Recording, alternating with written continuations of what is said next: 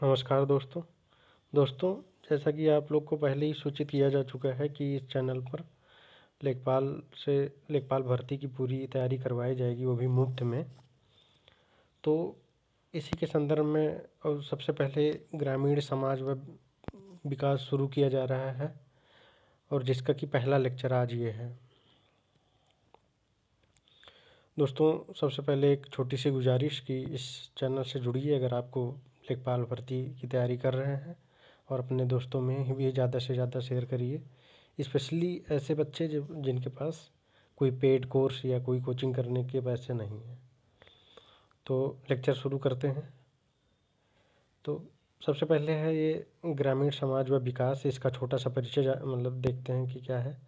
तो इसमें सबसे पहला सवाल ये ज़्यादातर पूछता है अक्सर जो है एग्ज़ाम में, सीधा सवाल ये है कि क्या पटवारी ही लेखपाल है। तो ये 1974 में क्लियर किया गया कि जब चौधरी चरण सिंह की जो है के समय में कि हाँ, पटवारी ही लेखपाल है और उत्तर प्रदेश में पटवारी को ही लेखपाल कहा गया। ये 1974 में स्पष्ट कर दिया गया। अब देखते हैं लेखपाल के कार्य क्या होते हैं। यह ग्रामीण क्षेत्रों का ज़मीनी कर्ता धर्ता होता है। दोस्तों, एक बात जान लीजिए कि जैसे कि अभी आगे ये लिखा है कि ग्रामीण क्षेत्रों से राजस्व के लिए सरकार का सबसे छोटा प्रशासनिक अधिकारी होता है। तो मतलब समझने के लिए ऐसे समझिए कि ये सरकार के उच्च अधिकारियों और जनता के बीच में एक ब्रिज का काम करता है, यानी एक पुल की तरह कार्य करता है। उन दोनों लोग के बीच में एक ब्रिज की तरह कार्य करता है, सेतु की तरीके से। और यह जो है ज़मीनी स्तर से जानकारी जुटाने का सबसे छोटा अधिकारी होता है। और गांव ऊपर से जो भी योजनाएं आती हैं और सरकार की जो भी योजना तो उसको लागू करवाने में और डाटा इकट्ठा करने में, राजस्व से रिलेटेड, इसका मुख्य कार्य होता है ये। अब देखते हैं कि ग्रामीण से, जैसा कि अभी मैंने ब्रिज का एग्जांपल दिया, सेतु का एग्जांपल दिया, वो आगे ये लिख रहे हैं कि ग्रामीण से सीधा संवाद स्थापित करने वाला सरकारी व्यक्ति। अब देखते हैं कि लेखपाल दो प्रकार का होता है, जैसा कि राजस्व लेखपाल और चकबंदी लेखपाल। इसमें हायरार्की देखते हैं कि एक के बाद एक कैसे प्रमोशन वगैरह होता है आगे चल के। तो पहले राजस्व लेखपाल, उसके बाद कानूनगो को राजस्व निरीक्षक भी कहा जाता है। इसके बाद नायब तहसीलदार, नायब तहसीलदार के बाद तहसीलदार, तहसीलदार के बाद उप जिलाधिकारी, जो कि जिसे एसडीएम भी कहा जाता है, और उप जिलाधिकारी के बाद जिलाधिकारी। अब देखते हैं इधर चकबंदी लेखपाल में। तो चकबंदी लेखपाल के बाद चकबंदी कानूनगो, सहायक चकबंदी अधिकारी, जिनको कि एसीओ भी कहा जाता है, फिर चकबंदी अधिकारी जिनको कि सीओ भी कहते हैं, और उसके बाद बंदोबस्त चकबंदी अधिकारी आता है। और चलते हैं दोस्तों अगले पेज पे। अब देखिए, सबसे पहला जो इससे संबंधित अधिनियम बना वो 1953 में बना। चकबंदी अधिनियम 1953 के नाम से जाना गया, जिसके तहत 1954 में पहला कैराना तहसील मुजफ्फरनगर में खोला गया। उसके बाद दूसरा मुसाफिर खाना सुल्तानपुर में। ये सीधे सीधे आपके पेपर में सवाल पूछा जा सकता है। उसके बाद 1958 में संपूर्ण उत्तर प्रदेश में चकबंदी लागू हुआ। 1958 में संपूर्ण उत्तर प्रदेश में चकबंदी लागू हुआ। इसका मतलब दोस्तों ये है कि इससे पहले क्या था कि जो खेती किसानी वाली ज़मीन थी, भूमि थी, उसका केंद्रीकरण था, यानी कि कुछ ही वर्ग के लोगों में वो ज़मीन उन्हीं लोग के पास थी और बाकी मज़दूर वर्ग था, वो दूसरे के यहाँ मज़दूरी कर करके गुजारा करता था। चकबंदी लागू होने से भूमि का वितरण हो गया, मतलब उसका बंटवारा एक तरीके से कह सकते हैं कि हो गया। उसके बाद राजस्व परिषद। राजस्व परिषद क्या है? राजस्व संबंधी विवाद निपटाने के लिए शीर्ष न्यायालय, यानी कि यदि राजस्व संबंधी कोई विवाद होता है तो यह परिषद देखता है और निपटारा करता है। अब देखते हैं कि उत्तर प्रदेश में कुल राजस्व न्यायालय कितने हैं। तो 2651 यानी 2651 है। राजस्व परिषद का प्रशासनिक मुख्यालय लखनऊ में है और न्यायिक मुख्यालय प्रयागराज में है। ये भी सवाल के तौर पे पूछा जा सकता है। अब देखते हैं कुछ महत्वपूर्ण तथ्य। भारत एक कृषि प्रधान देश है क्योंकि यहाँ गाँवों की प्रधानता है। दूसरा, गाँव में निवास करने वाली जनसंख्या प्रतिशत में देखेंगे तो 68.8% है, और जनसंख्या में देखेंगे तो 83.3 करोड़ लोग हैं।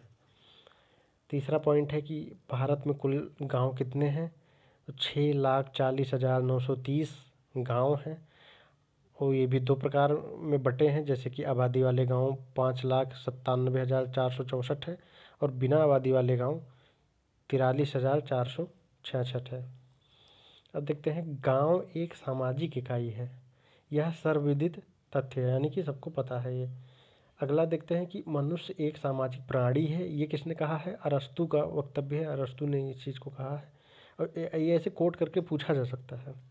तीसरा पॉइंट है, भारत गाँव में निवास करता है, यह महात्मा गांधी द्वारा कहा गया है। फिर अगला देखते हैं, अगला पॉइंट है कि आप किसी राष्ट्र में महिलाओं की स्थिति देखकर उस राष्ट्र की हालत बता सकते हैं।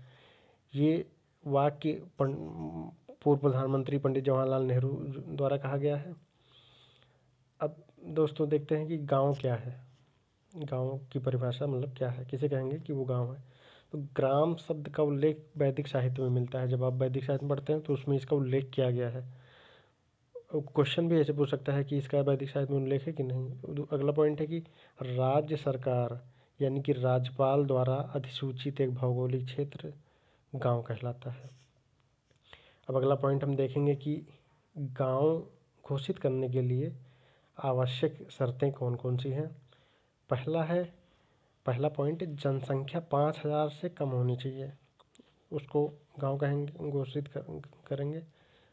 दूसरा पॉइंट है, जनघनत्व 400 व्यक्ति प्रति वर्ग किलोमीटर से कम होना चाहिए।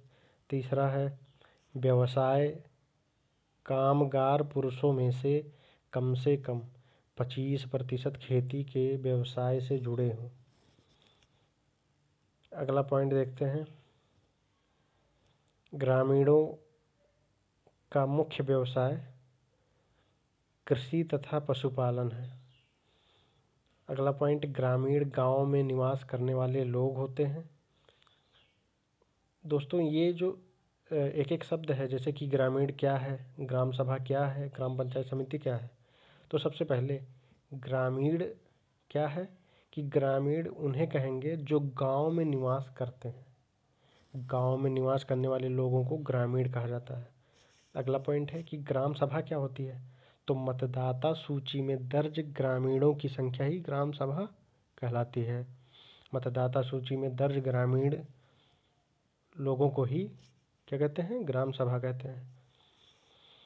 अब ग्राम पंचायत समिति क्या होती है, तो ग्राम पंचायत समिति ये होती है कि ग्राम सभा द्वारा चुने गए लोग ग्राम पंचायत समिति बनाते हैं। भारत में कुल ग्राम पंचायतें कितनी हैं, 2,40,202, 24,022 जैसे भी इसको पढ़ना है। फिर पंचायत समिति का अध्यक्ष ग्राम प्रधान होता है। पंचायत समिति का अध्यक्ष ग्राम प्रधान होता है। ये बहुत ही इंपॉर्टेंट क्वेश्चन है, सीधे तौर पे पूछा जा सकता है। अब देखते हैं दोस्तों, सबसे इम्पोर्टेंट तथ्य यहाँ पे नोट करके ही इसीलिए अलग से लिख दिया गया है, जिसमें कि पहला पॉइंट है, उत्तर प्रदेश में एक वर्ष में कम से कम 2 ग्राम सभा की बैठक अनिवार्य है। उत्तर प्रदेश में, दोबारा दोहराता हूँ, उत्तर प्रदेश में एक वर्ष में कम से कम 2 ग्राम सभा की बैठक अनिवार्य है। ये सीधे तौर पे एग्ज़ाम में पूछा जा सकता है।